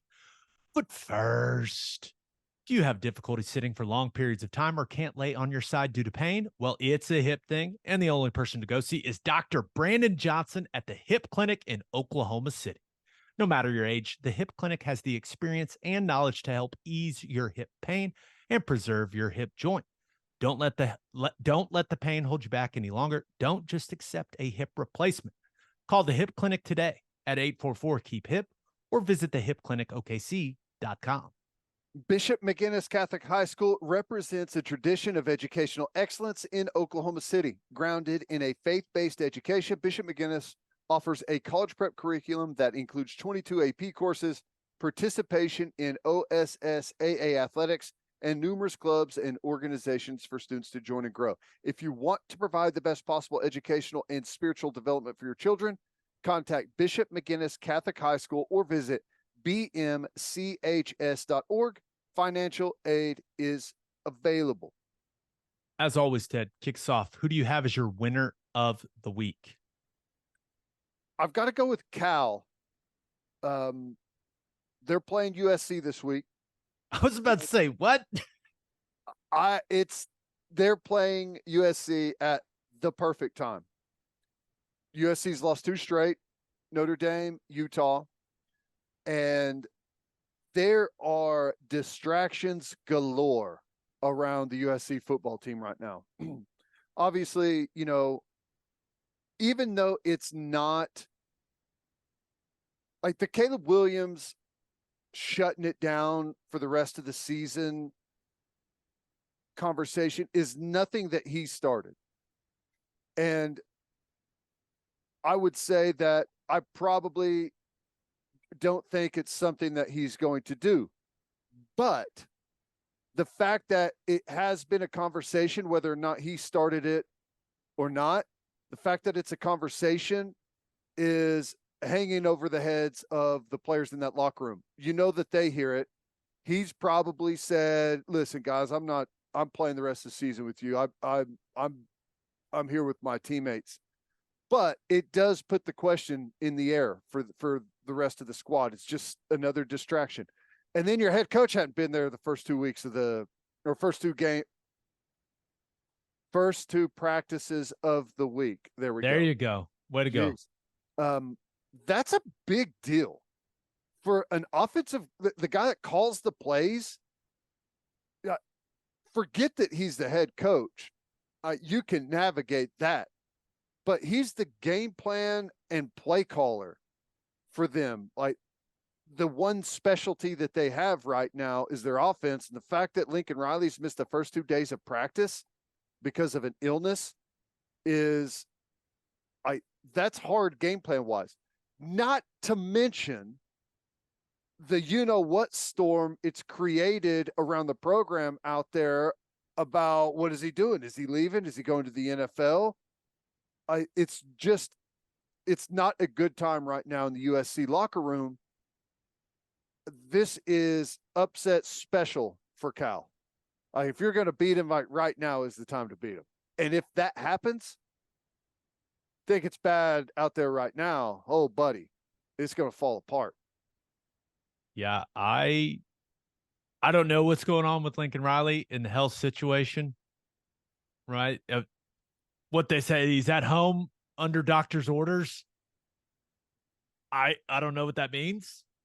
I mean, does he have the flu? Does he have COVID? Who knows?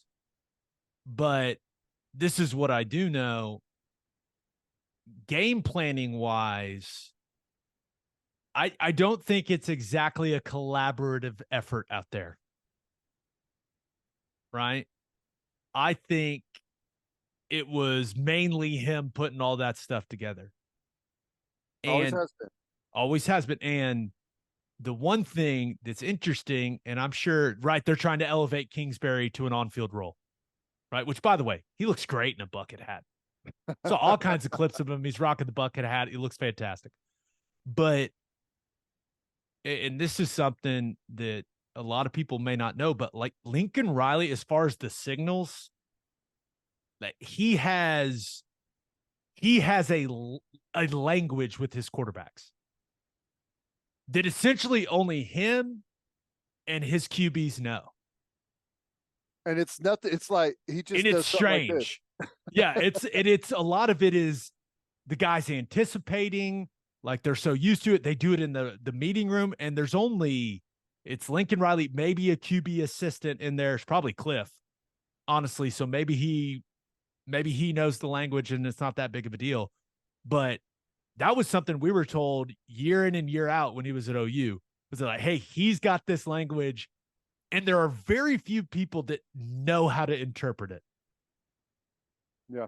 So when you think about removing that guy, it's not an ideal set of circumstances for the Trojans right now, which I know breaks so many hearts of the people that listen to this podcast. Yeah, they're in a tough spot, man. They really are. And I think deep down the staff out there like knew that this was coming at some point.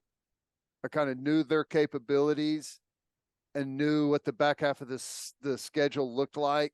And, maybe they can hold it together, but if things started to crack early, it's going to be a runaway freight train on them, because this is the easiest game that they have left, and it ain't easy right now. Cal can definitely win this football game. Yeah, I'm sure people will have eyes on that one. All right, who do you have as your loser of the week? Got to go with Michigan. Got to go with Michigan. Now, this has been a huge story, and it's spun out. For anyone that doesn't know, where have you been? But cheating allegations against Michigan's signal stealing from other teams, supposedly buying tickets at other teams' games and videoing the other sideline to get their signals for the play calls. And the whole thing is really blown up on him. Harbaugh said he doesn't have any involvement, doesn't know anything about it. Maybe that's true. It's just, to me, it is just optically way worse than what it actually is.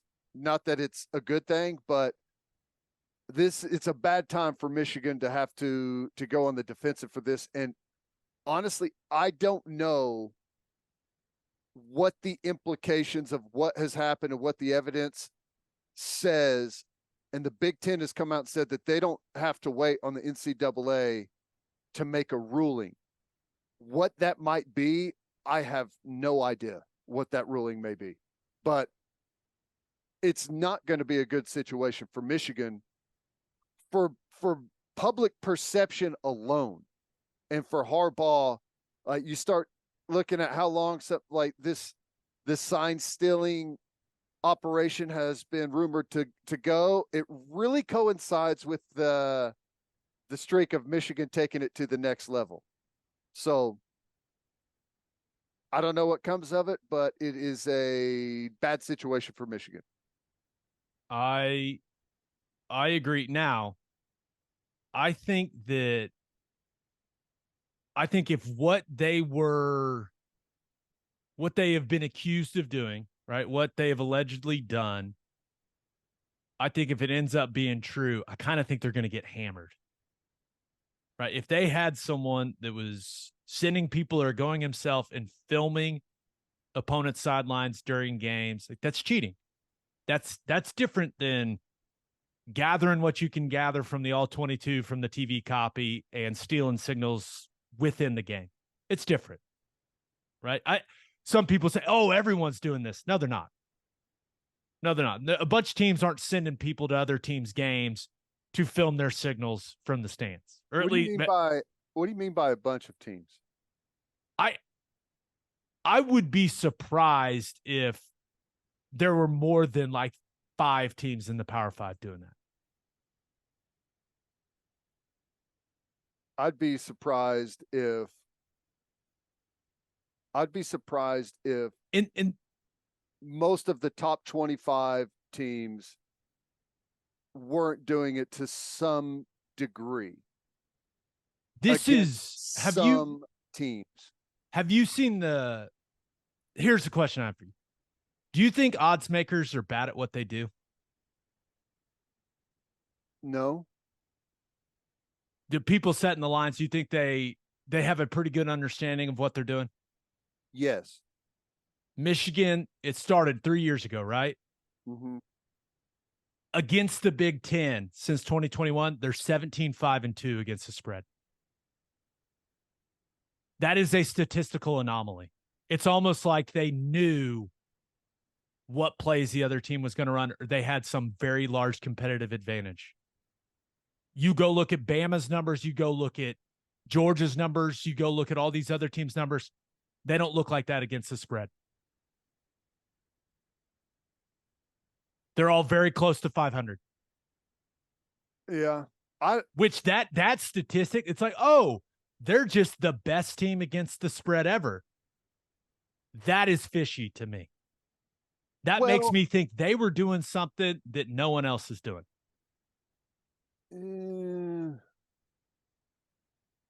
I don't know, man. I don't know. Here's the thing about big time college football. There is a lot on the line, a lot of money on the line, a lot of pressure on the line. And when it's as easy as, like, cell phones have changed the game. For sure. And when it's as easy as putting someone in the stands and having video in the other sideline for their signals. Does it cost a lot of money?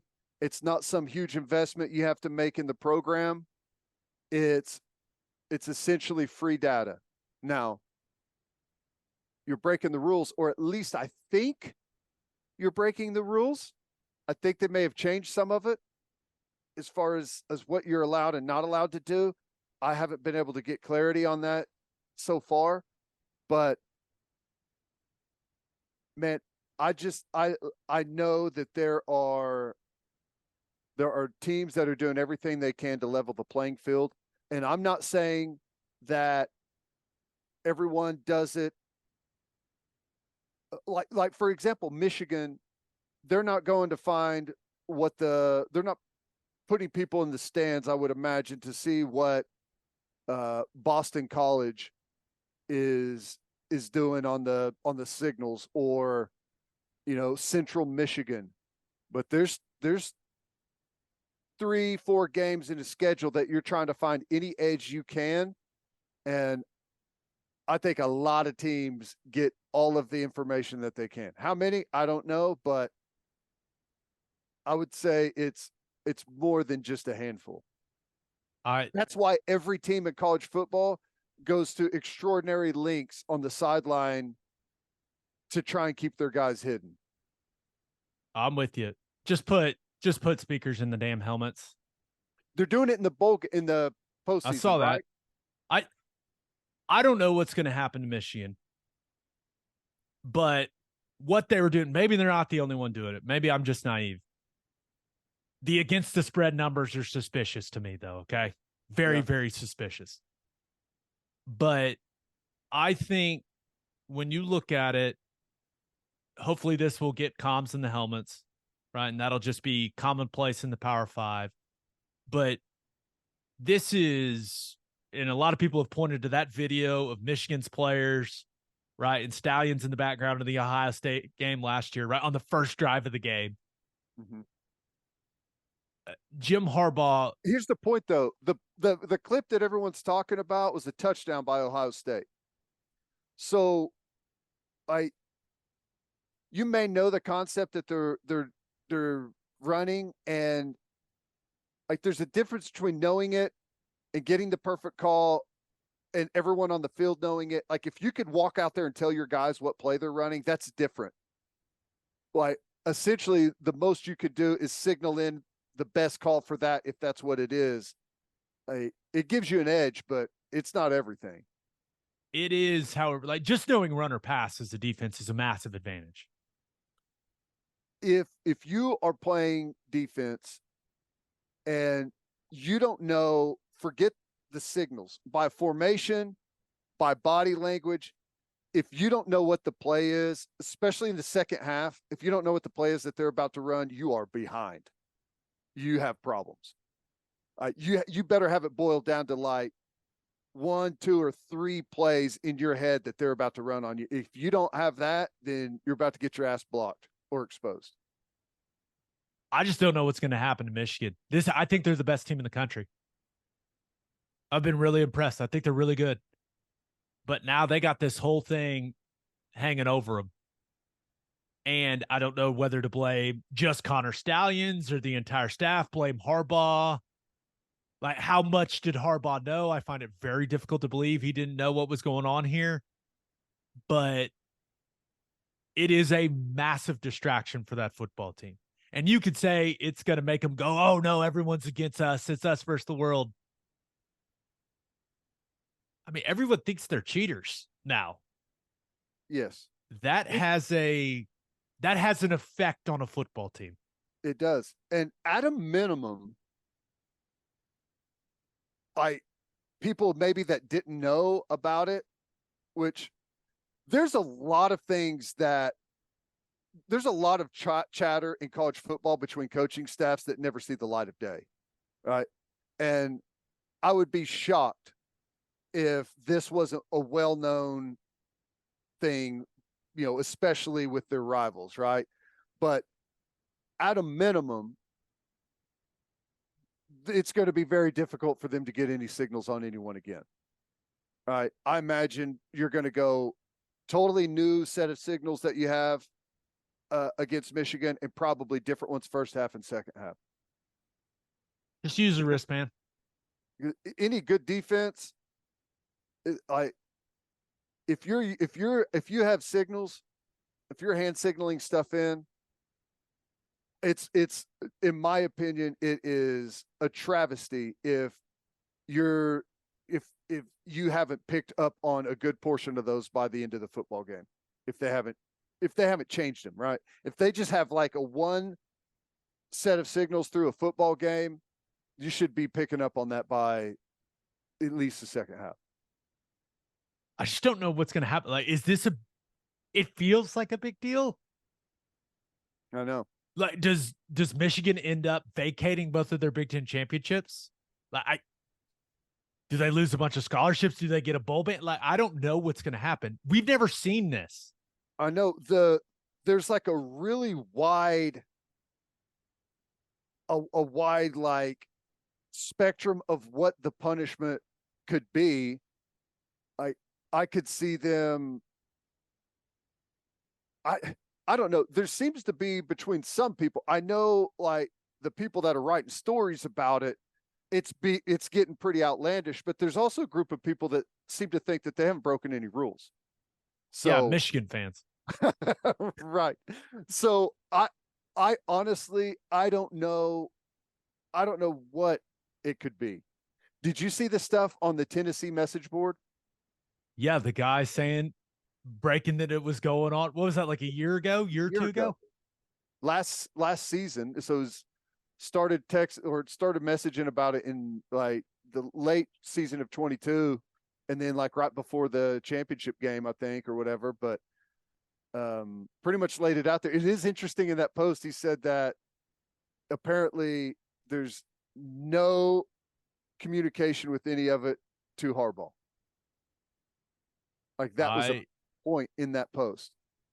Stalions is standing awfully close to Harbaugh at a lot of that stuff. Maybe he kept a degree of separation. I think that's what it is. I think it's like, I don't want to know. I don't want to know. I can't know. I've heard that you guys are good at it and you've got a system going on, but yeah, which I don't think like he shouldn't be standing next to. I know he's standing next to Harbaugh, but that's kind of the wrong person to be standing by.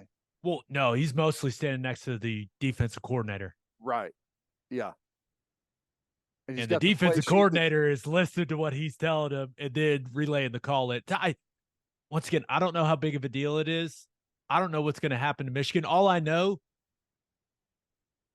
I think they were cheating. And you may be right. Maybe more teams are doing this than I think. And if that's the case, can you imagine how nervous the people that were carrying out those operations for the other schools are? Oh my gosh. Hopefully they were a little more thorough. Especially whenever like it got out and they checked like the ticket purchases and saw that he had used his name. I bet every team out there is like cross-checking like a lot of names. Any staffer's name in their ticket system. Oh yeah. That's why I'm telling you, like, if if it's pervasive and it starts to be found out that it's pervasive, look for the decision to be made instantly to go to speaker system instead of like some big, like across like some big,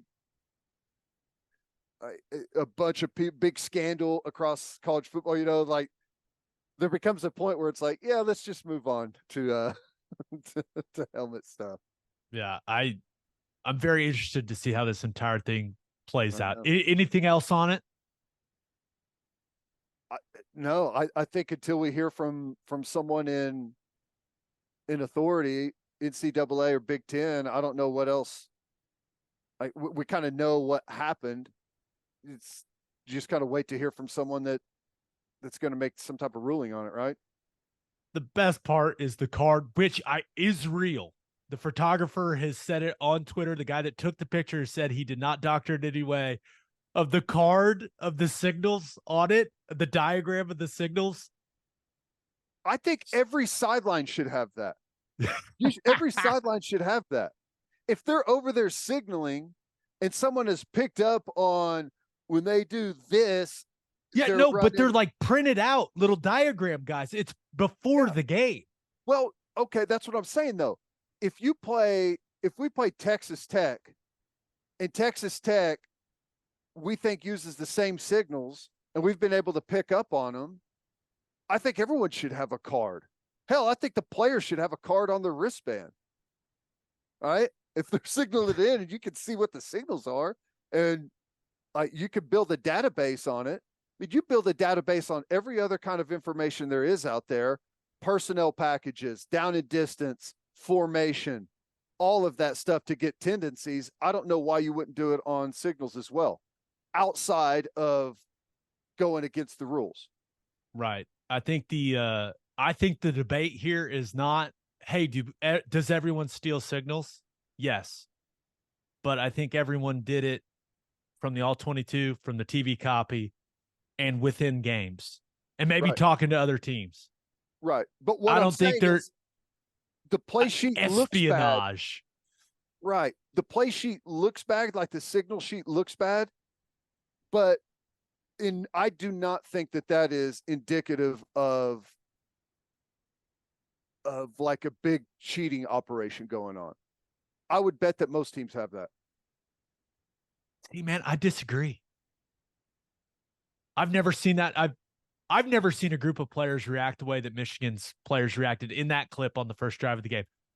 It's my, 6th year on the sideline? And remember, this is like a low-level guy on that staff, and every player is standing near him listening to what he's saying. That doesn't happen on OU's sideline. And I can't recall it happening on any sideline. Now, maybe it's just because I haven't been looking for it. But the first drive of the game, I don't know. I think what Michigan was doing is cheating. You it seems to think like you're more of the gamesmanship portion. Like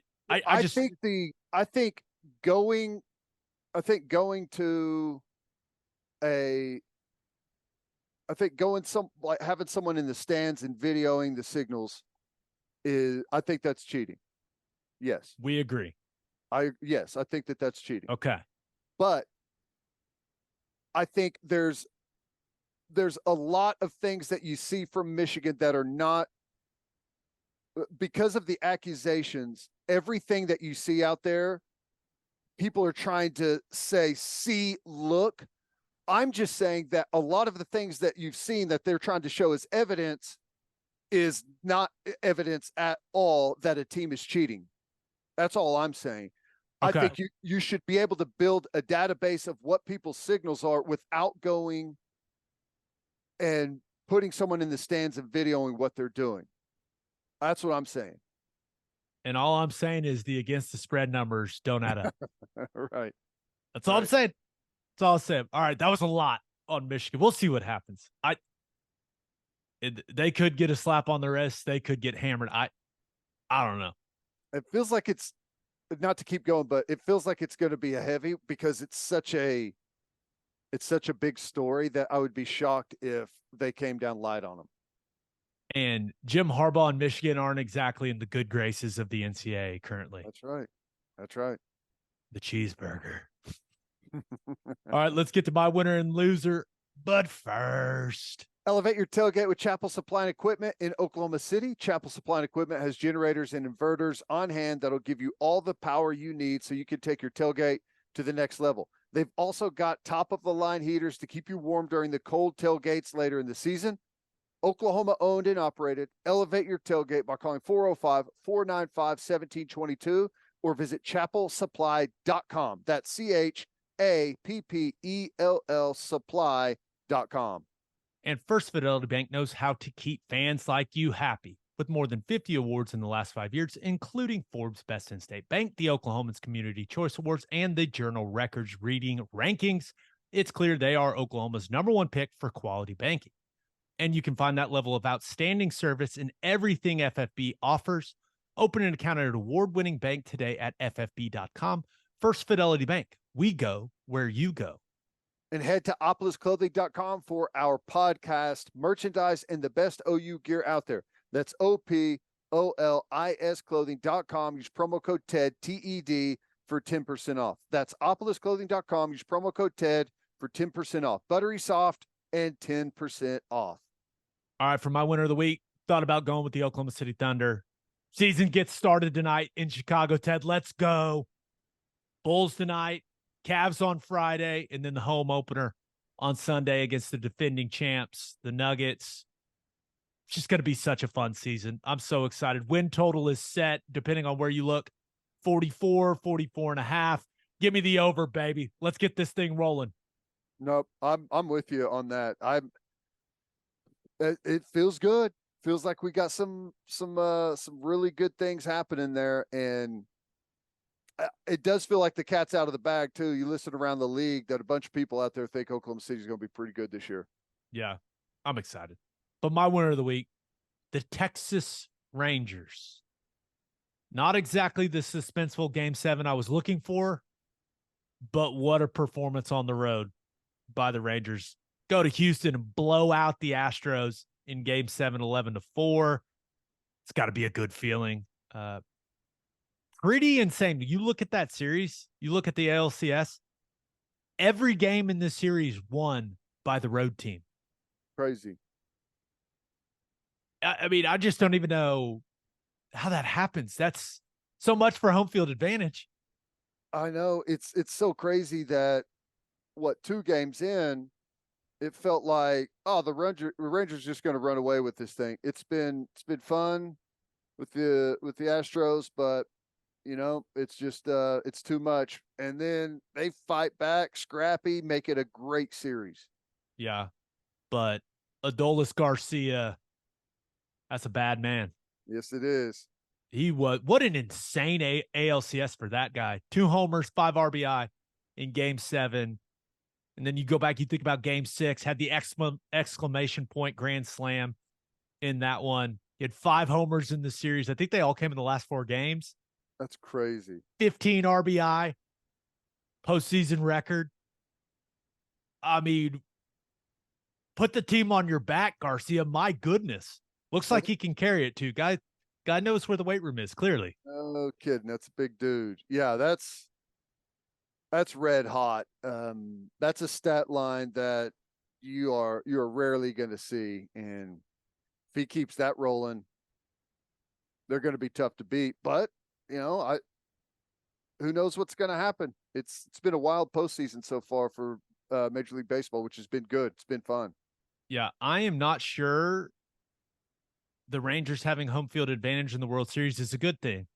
They're 8-0 on the road in these playoffs. So maybe they wanted to continue the streak of being the road warriors. I don't know, but one thing I do know, very smart move. And the Diamondbacks did the exact same thing. No dog pile in the celebration. Smart. Metal spikes. A lot of weird things have happened in baseball dog piles over the years. Smart decision from the Rangers. I cannot watch those dog piles happen. I just can't do it. I know in college, the College World Series, it's a big deal. I can't watch it, man. I don't know how they make it out of there without destroying each other with those spikes on. And I don't know if anyone out there has ever been on the bottom of a dog pile that is that big. It feels like you're going to die. It really does. It feels like you're getting your soul crushed. Not a good situation. But both teams avoided it, which brings me to my loser of the week, the Philadelphia Phillies. They win Game 5 in Arizona. 2 chances there at Citizens Bank Park. 2 chances in the best environment in baseball to win. They had been bulletproof there. 1 win and you go to the World Series, and the Arizona Diamondbacks were having none of it. Win Game 6, hammer them. Win Game 7, and the Arizona Diamondbacks are headed to the World Series for the first time since 2001. I remember that team.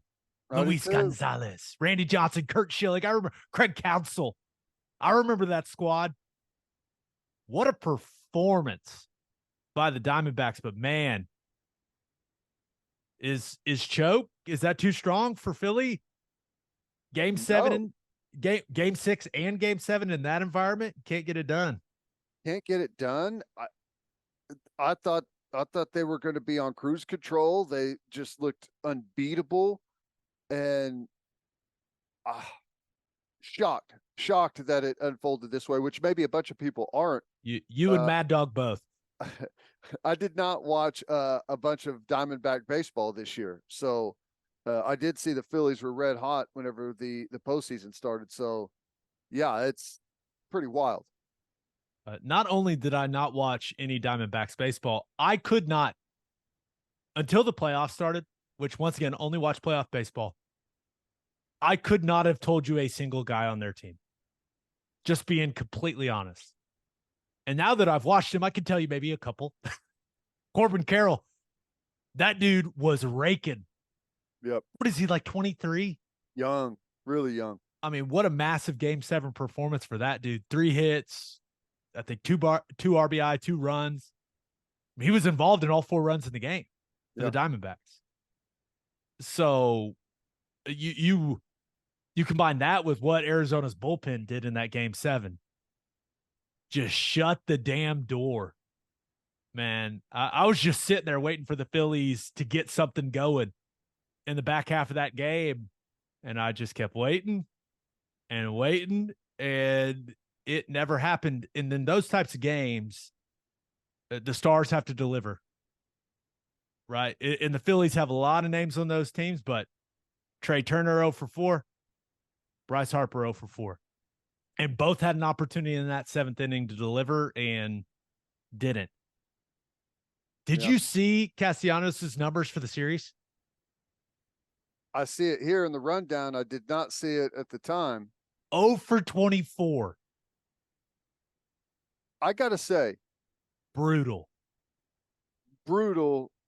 But to me, it's a little bit of karma with how he ended that last series whenever, whoever the reporter was down there doing the television interview, I kind of laid out his stats. I don't remember what it was. It was like 3 hits, 3 RBIs. It's the first time anyone's pulled that off. And he was like, what's the question in that? You remember that? Did you see that? He's like, where's the question? So it just kind of put that guy on the spot. I thought that was weird, and maybe that's a bit much to have to say karma on the 0 for 24, but that is not good to go 0 for a series that could send you to the World Series. Yeah. Now, looking ahead to the World Series matchup, I saw Jeff Passan called this matchup, quote, perhaps the most improbable World Series in baseball history. So it's going to be fun. You look at the Rangers payroll, $251 million. Diamondbacks, $119 million. The highest paid guy on the Diamondbacks team is Marte. He's getting paid $11.6 million. Woo. I mean, this is why a lot of people say baseball needs a salary cap. And then you look at the World Series matchup and you go, does it? Baseball's weird, man. And I'm excited for the matchup. I will be watching. I still think one of the weirder things that people talk about after you get a matchup like this, right? An improbable matchup, is the people who have, just no horse in the race. I don't know why they care. It's like, man, the TV executives are going to be pissed. It's like, who cares? I don't care. It's a fun matchup. TV. They're the 2 hottest teams in baseball. Let's ride. Let's go. Let's have some fun. Good. Let's let the TV ownership, suffer a little bit. I got no problem with that. It's still going to be on television. I don't care. But I'm down for it. I'm going to be watching. I know that. And I'm not a Rangers or a Diamondbacks fan. So. Nope. Now, I have had a lot of people on my timeline who I did not know were Rangers fans. All of a sudden, they're Rangers fans. It's That's interesting how that works. Usually how it works. Yeah, Coming out of the pretty interesting. A woodwork. lot of Oklahoma City people. Oh yeah, huge Rangers fans now. It's interesting. But Oh, it was hey, the worst with the Cubs whenever the Cubs went to the World Series, right? Everyone that you've ever talked to is now all of a sudden a diehard Cubs fan. just a reminder us at Game 6 and Game 7 of that series. Watched him win it. Fun fact. He's playing for the Browns. Nice. It was in Cleveland. Fun time. OU shirt, OKC Thunder hat. Both games. Nice. Let's go. All right. Birthday shout-outs. Happy 3rd birthday to Zoe Wynn. Happy 11th birthday to Farrah Frisbee. Happy 26th birthday to Devin Proctor. Happy birthday to Sherry Singer. Happy birthday to Brody Kilhofer. And happy birthday to Zanadine Al-Husni. I think you nailed it. I think you nailed it. Al-Husni. Yeah, I think so. We tried our best, ZA. Yeah, tried our best. And happy birthday to Scotty Elizabeth Proctor. On that note, episode 365 in the books. We'll have a new podcast that'll drop on Sunday. Just a reminder, you can hear Teddy from 3 to 6 on the Ref. You can hear me from 2 to 5 on Sirius XM Big 12 Radio, channel 375. Please subscribe to the YouTube channel. Like those videos. Help us out. And we hope you have a great rest of your week. Enjoy the games on Saturday. And until next time, we appreciate y'all for listening. Do what you always do, Oklahoma. Take care of each other.